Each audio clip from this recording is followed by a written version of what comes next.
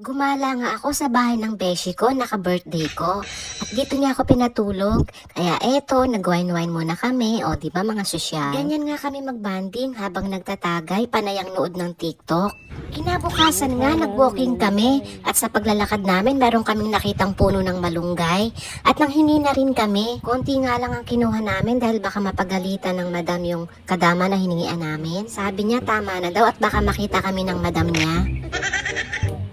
Alas.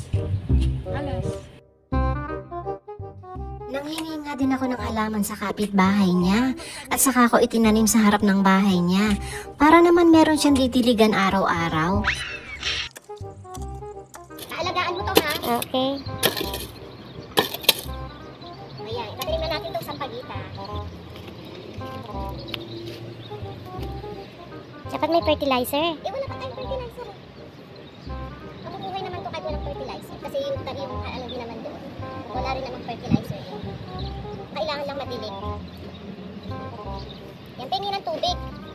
The next day. O diba nabuhay kahit sa lupang disyerto? Buti na lang may pagka-green thumb ang beshi mo. That's for today's video mga beshi. Kita kits!